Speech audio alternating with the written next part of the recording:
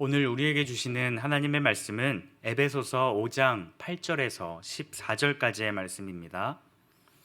에베소서 5장 8절에서 14절까지의 말씀 제가 봉독하도록 하겠습니다. 너희가 전에는 어둠이더니 이제는 주 안에서 빛이라. 빛의 자녀들처럼 행하라. 빛의 열매는 모든 착함과 의로움과 진실함에 있느니라. 주를 기쁘시게 할 것이 무엇인가 시험하여 보라.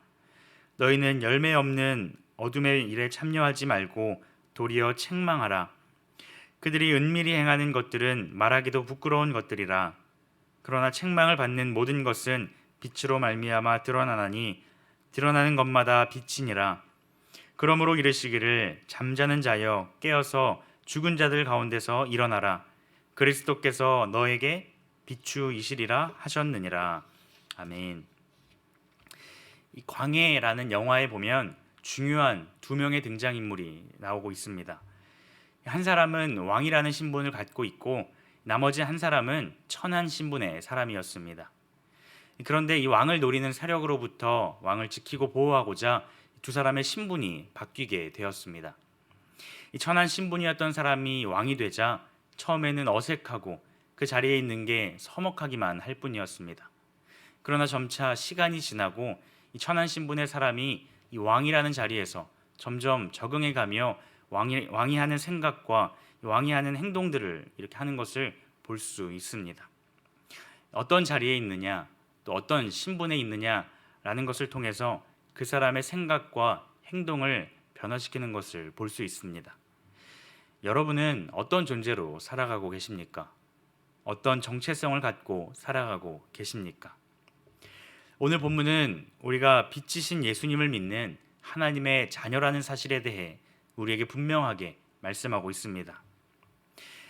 우리가 하나님의 자녀라는 이 사실을 오늘 말씀을 통해 기억하며 우리에게 주시는 하나님의 말씀을 듣고자 합니다.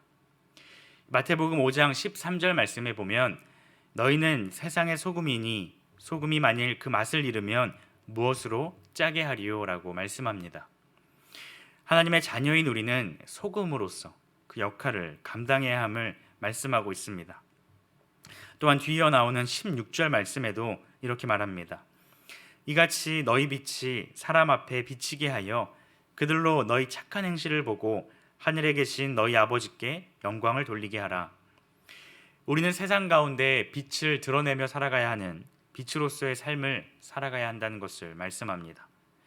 그리하여서 하나님께 영광 돌리는 삶을 살아가야 한다는 것을 말씀하고 있는 것이죠. 사도 바울은 에베소 성도들에게 이렇게 말씀합니다. 오늘 본문 8절 말씀에 너희가 전에는 어둠이더니 이제는 주 안에서 빛이라.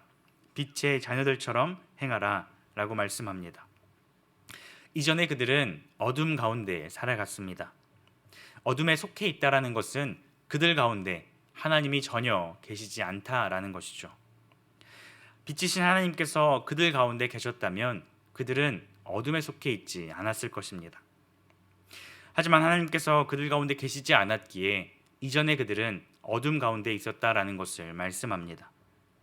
본문은 전에와 어제, 이제 그리고 어둠과 빛에 대하여 대조하며 말씀하고 있습니다. 전에 어둠이었다면 이제는 빛이 되었다라는 것을 말씀합니다. 바울은 에베소 성도들이 이제는 빛의 자녀들과 같이 빛으로서 살아갈 것을 말씀하고 있습니다. 이전에 그들은 어떤 삶을 살아갔습니까? 어둠 가운데 부끄러운 죄를 지으며 살아갔습니다. 성적인 부도덕함에 빠졌고 우상 숭배의 모습이 그들 가운데 만연했습니다. 또한 많은 부패한 성품의 모습들이 그들 가운데 있었습니다. 그럼에도 불구하고 그들은 자신들이 어둠 가운데 살아가고 있다, 어둠 가운데 속해 있다라는 것을 알지 못했습니다. 어둠에 속한 자들은 자신들이 지금 어둠에 속해 있다라는 것을 알지 못합니다. 그들이 속한 세상이 이미 어둠이기 때문입니다. 하지만 이제는 주 안에서 빛이 되었습니다. 속죄의 은혜로 말미암아 하나님의 거룩한 자녀가 되어 빛이신 하나님과 같이 빛이 되었다라는 것입니다. 빛이 들어오니 어둠은 자연스럽게 사라지게 되었습니다. 빛의 자녀들은 빛으로서 살아가야 합니다. 어둠이 드러나고 빛이 드러나는, 그래서 빛으로서 살아가는 모습이 마땅한 것이죠. 그렇다면 어떻게 사는 모습이 빛의 자녀들처럼 사는 모습일까요? 오늘 본문은 그 모습에 대하여 말씀하고 있습니다. 9절에서 11절 말씀에 보면 빛의 열매는 모든 착함과 의로움과 진실함에 있느니라. 주를 기쁘시게 할 것이 무엇인가 시험하여 보라. 너희는 열매 없는 어둠의 일에 참여하지 말고 도리어 책망하라 라고 말씀하고 있습니다. 본문에는 3개의 명사와 2개의 동사를 말씀합니다. 착함, 의로움, 진실함이라는 말과 시험하라, 또 책망하라 라는 말이 나옵니다. 다시 말해서 도덕적으로도 또 영적으로도 윤리적으로도 나무랄 데가 없이 부족함 없이 살아가야 한다라는 것을 말씀하는 것이죠. 우리는 영적으로 이 교회 가운데 빛을 드러내며 살아가야 합니다. 하지만 여기서 끝나는 것이 아니라 세상 가운데에서도 그들이 우리의 모습을 보고 빛을 드러내고 있다는 것을 나타내야 합니다. 선을 행하는 것이 바로 빛을 드러내는 모습이라는 것을 말씀합니다. 또한 우리는 날마다 그 모습으로 살아가고 있는지 각자의 모습을 시험하여 보아야 합니다. 삶의 모습들 가운데 타협하며 우리 가운데 찾아오는 죄와 여러 문제들 가운데 우리가 타협하고 또 죄의 유혹으로부터 만족하며 살아가는 것이 아니라 우리 자신을 살펴볼 수 있어야 합니다. 또 만약 하나님의 성품을 드러내지 못하고 죄로부터 넘어지는 모습들이 있다면 스스로를 책망할 수 있어야 합니다. 이는 우리의 죄의 모습, 또 우리의 약함의 모습을 인정하고 고백하는 것이며 그 잘못된 모습으로부터 돌이켜 하나님 앞에 나아가는 것입니다. 말씀을 맺고자 합니다. 오늘 본문은 빛의 자녀들이 어떻게 살아가야 하는지를 우리에게 말씀하고 있습니다. 그런데 우리가 분명히 기억해야 할 것은 이러한 모습으로 우리가 살아가야만 하나님의 자녀가 되고 빛을 드러내는 것이 아니라는 것입니다. 이미 우리는 빛이신 그 예수님으로 말미암아 예수님의 속죄의 은혜로 말미암아 하나님의 자녀가 되었습니다. 그러하기에 이러한 모습들이 우리 안에 나타나는 것이 마땅하다라는 것이죠. 성도 여러분, 예수님께서는 이 땅에 빛으로 오셨습니다. 어둠이 가득한 이 땅에 예수님께서는 빛으로 오셔서 어두운 세상을 밝혀주셨습니다. 이 깜깜한 어둠 가운데 조그마한 빛이 들어오면 그곳은 더 이상 어둠이라고 말하지 않습니다. 조그마한 빛으로도 어둠을 밝힐 수 있기 때문이죠. 오늘 우리가 그러한 삶을 살아갈 수 있기를 바랍니다. 어둠 가운데 있는 이 세상을 밝히 비추는 우리 각자의 삶이 될 수 있기를 바랍니다.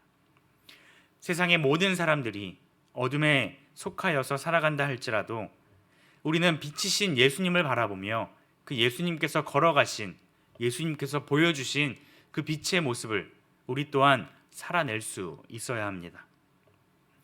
이름만 그리스도인이 아닌, 우리의 행동만 교회에 왔다 갔다 하는 것이 아닌 이 세상 가운데 빛을 드러내며 밝히 비추는, 그리하여 오직 하나님께 영광 돌리며 살아가는 우리 모두가 되기를 주님의 이름으로 축복합니다.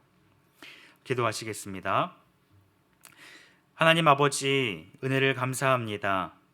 빛이신 예수님을 믿는 우리들을 빛으로 불러주시니 참으로 감사합니다. 우리의 신분을, 우리의 정체성을 기억하며 빛의 자녀로서의 삶을 살아가는 우리 모두가 되게 하여 주시옵소서. 날마다 우리의 삶의 모습을 돌아보게 하셔서 빛으로 또 소금으로 살아가는 우리가 되게 하여 주시옵소서. 그리하여 어두운 세상을 밝히 드러내는 우리 모든 삶 되게 하여 주시옵소서. 감사드리며 예수님의 이름으로 기도드립니다. 아멘. 이 시간 말씀을 기억하며 함께 기도하기를 원합니다. 우리는 어떤 정체성을 갖고 살아가고 있습니까? 어둠 가운데 그냥 그 세상과 타협하며 살아가는 것이 아니라 빛의 자녀들로서 빛을 드러내는 우리 모두가 되게 하여 주시옵소서. 그리하여서 우리의 삶을 통하여서 빛을 밝히는, 이 어두운 세상을 밝히는 우리 모두가 되게 하여 주시옵소서. 함께 기도하시고 개인의 기도 제목을 가지고 하나님 앞에 나아가도록 하겠습니다. 기도하시겠습니다.